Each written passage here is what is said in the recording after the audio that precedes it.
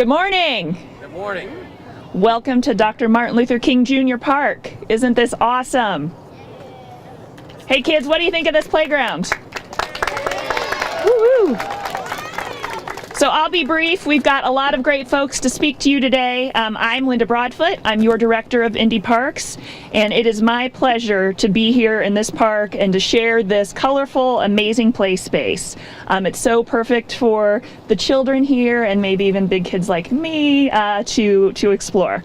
So our team at Indy Parks and DPW, they know how to create inviting spaces. What makes this playground is unique is our community.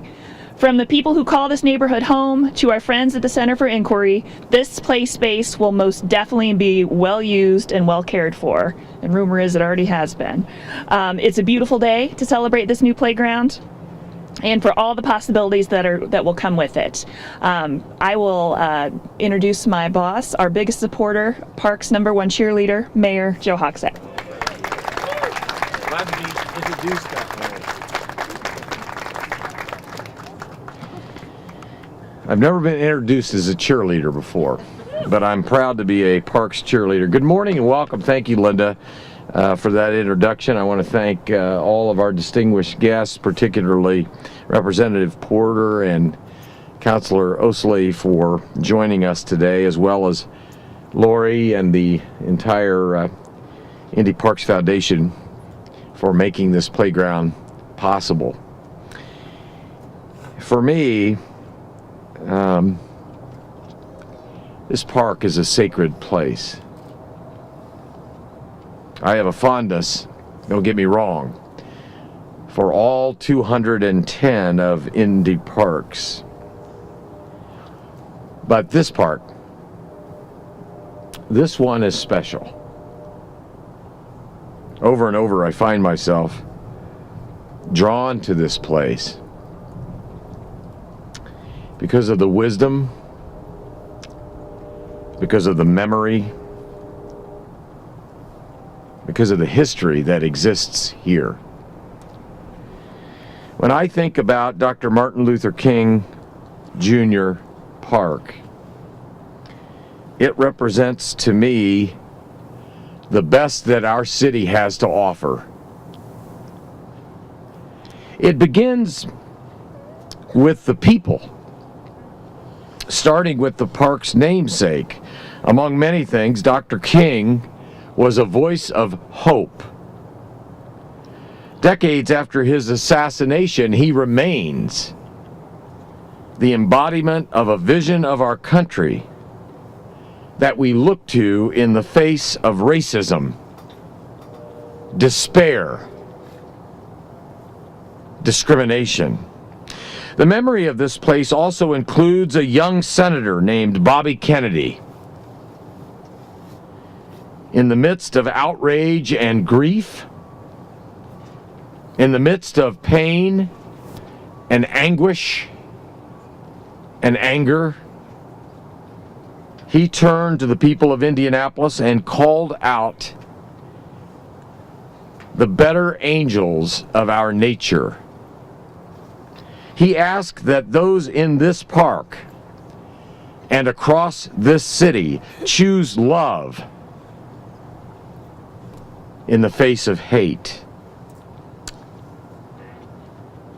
In light of recent events locally and nationally, I can't help but think about what that means for all of us, even today.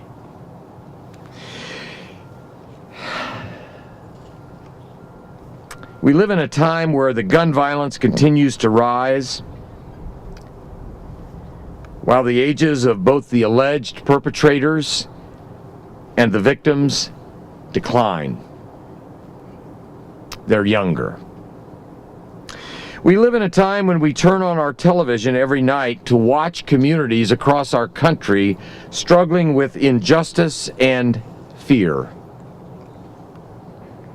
We live in a time where it is easier to call out what divides us than to seek to manifest all of the many things that unite us. Yet today, we gather here, celebrating the opening of this incredible play area. And each of you are here because you believe that we are the kind of city where children, regardless of race or gender or class or ability, regardless of religion or sexual orientation or background or family, should be able to run and play and imagine, free from the constraints and the baggage that we adults too often prescribe. And I know that this park, this neighborhood, this city will continue to be a beacon of hope for people, all people, who believe that we must continue choosing light over darkness, understanding over bigotry, empathy over violence, because that is who we are.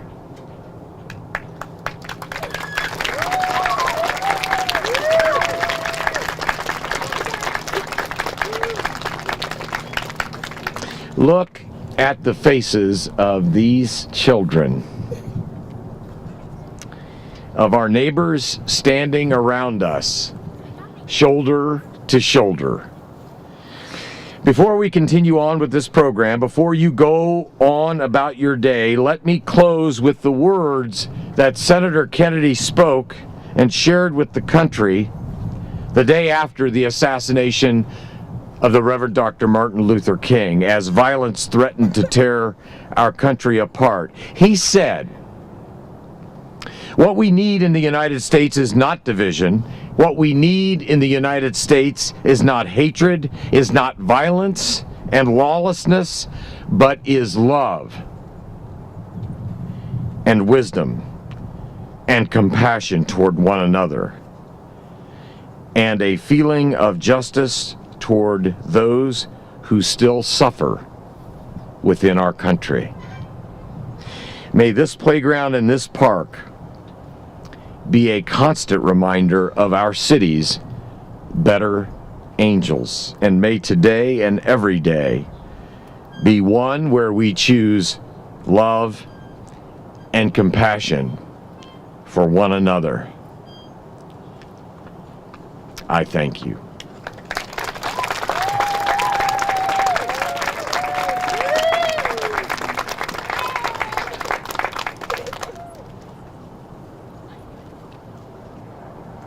Thank you, Mayor. I'd like to introduce our fabulous city councilor for this part of town, Councillor Vop Osili.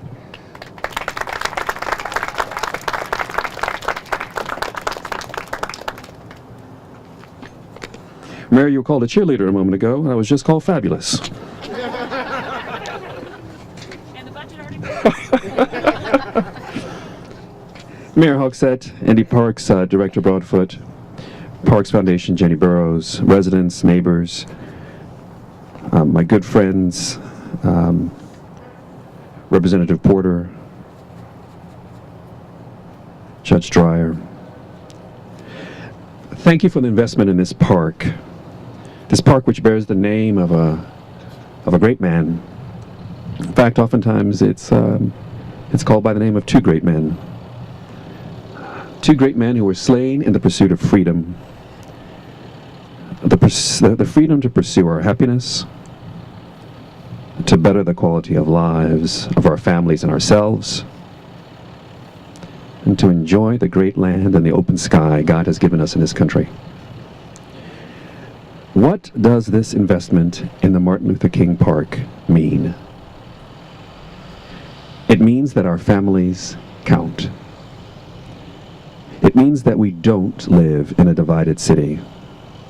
A city where we draw a line and say some will have and some will not.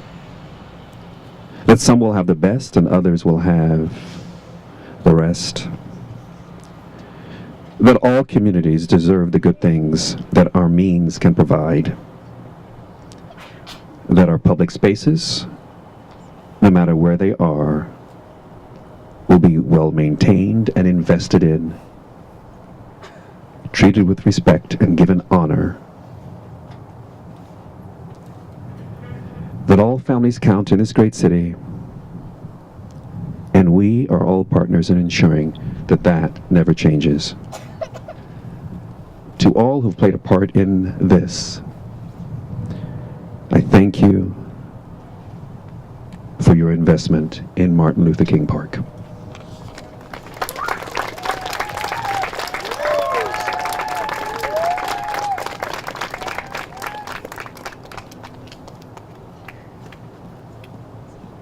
Thank you, Councillor. We will now hear from the outstanding Representative Greg Porter.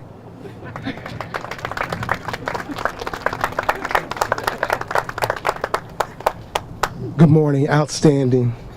We'll take it all.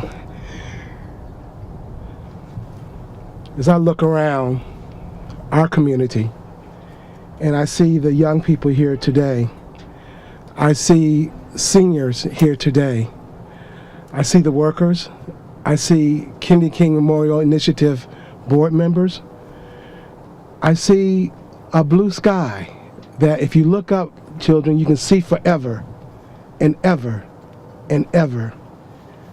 That is what our community is about. Having a community that will prosper forever and ever. And guess what? What we have here with this park is a hub in which 7+ neighborhoods will come on 4+ acres of land to gather, to play, to enjoy each other, to look at engineering as you look at what we have here, to be inclusive with ADA equipment and playground material. Mayor, that's one Indianapolis. And if you look further down, you'll see a new structure going, so be a gathering place for people with a clubhouse or a shelter. That is Indianapolis. A neighborhood that's gone through a transition, but guess what? The pendulum has swung back, inviting, endearing, inclusive. This is what this park is about. Indiana Sports Corporation a few months ago came and helped set up the new basketball goal.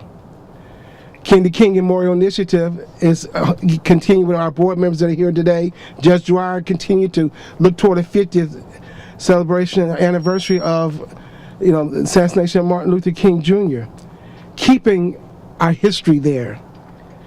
And when you look at this park and you feel this park, and the mayor and I was talking about the jungle gym, I said, if I had equipment like this, it would be no telling what we'd be doing. I said, we had equipment like this, we would be better and moving forward and making our community better. But you know what? I think we did okay.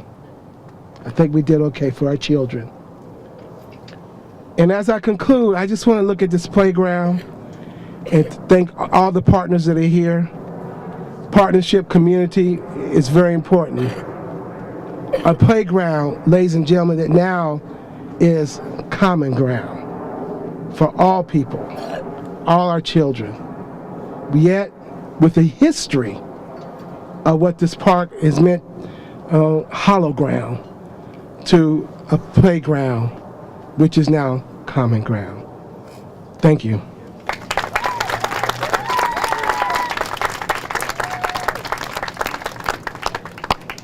So often we come together for these events in partnership with our friends at Indianapolis Parks Foundation. They are a huge part of getting projects like this done, and I'd like to introduce my partner in crime, Laurie Haslett. I'll take partner in crime, especially for a project like this. Like she said, I'm Laurie Haslett, president of the Parks Foundation. We have a very small staff. We partner with the City of Indianapolis to make things like this happen. And this one in particular has been an amazing project because of the partners that have been involved. It's hard to follow these 4 speakers, everything they had to say, because it was all so true and so passionate. And every day parks are passionate to me and community is passionate to me, and it's great to be in this park where everyone has come together to make it a better place to live and to play. Lilly Endowment is who gave us the funds to build this playground. and the Performance Shelter, which I don't think you can see from here, but you should check it out. It's a really neat community gathering place that we're excited to have in this city. So thank you all. Thank you for your support of parks. Thank you, Mayor and Linda, Laurie Miser at DPW and her team for making parks priority in our city for all of us to enjoy.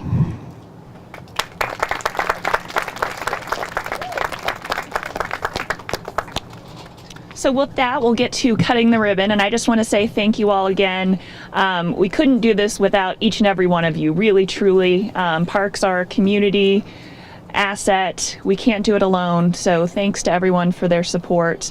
And we'd like to invite some of our young friends to stand up over here, and I'd like all of our officials to come, and we will do the official ribbon cutting. Pose with your scissors. Everybody get their pictures. And then cut. Yeah!